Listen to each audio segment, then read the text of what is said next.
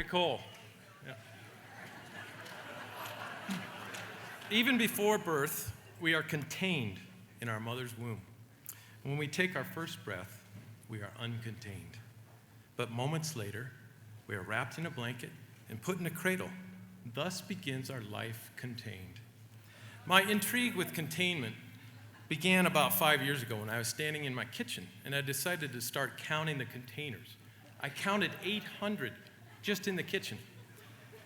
So then I decided to count how many containers I use in a day. It starts with toothpaste, maybe first cup of coffee, vitamins, more coffee, and so on. By the end of the day, I've used over 100 containers just in a day. We are surrounded by thousands of containers, which are used throughout our days and lives. We fill them, empty them, squeeze them, and ship lots of unnecessary crap in them. We even have gigantic stores that sell nothing but bags, boxes, and bottles so that we can contain everything from paper clips to potato chips.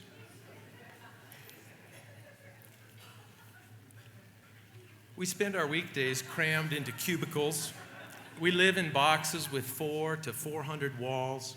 And finally, after we take our last breath on this earth, we are put to rest and buried in a fancy container. This is the smallest and mightiest of containers.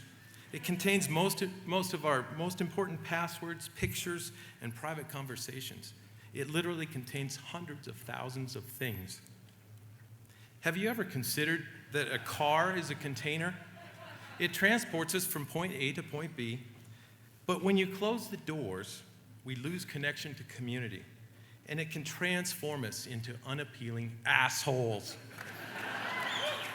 Containers have been around since the beginning of time, and some are essential for going about our daily lives.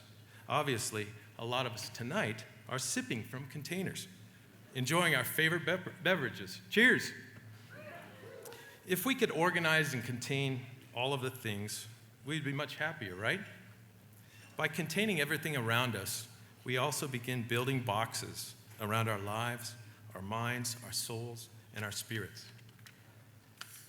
I created a cardboard container to organize all of my ideas that I've had over the years, but it's become a container for my ideas. It's a sealed casket for innovation. This is where a lot of my ideas have died. We even try to contain beauty, but does beauty really fit in a bottle? Beauty has no boundaries. You know what they say. Beauty is in the eye of the beer holder. Containers come in all shapes and sizes and can be used to encapsulate our thoughts, pack away our fragile emotions, and box up our ambitions and exhilarations. Did you know that organic hope is sold in pint-sized containers and even comes in a variety of flavors? If you need some, hurry on down to Alfalfa's before they run out of the spicy avocado hope. Genuine hope does not come in a container. In fact, hope can actually help you escape containment. Hope is the little voice that whispers, maybe, when the world is shouting, no! You can purchase an ounce of fragrant joy for about $50. Says it will last forever. Realistically, 6 to 8 hours. Everlasting joy cannot be bought and cannot be contained. My dog Mac wakes up every morning, runs down the stairs squealing with excitement, and fully expects that today is going to be the best day of his life.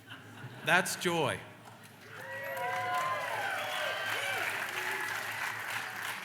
We find comfort in our containers. But look around. Take inventory of the containers in your life, in your heart, and in your soul. Open some of them and see what's inside.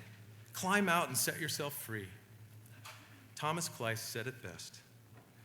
The brain of man ceaselessly erects cages for the confinement of all that would run and flow.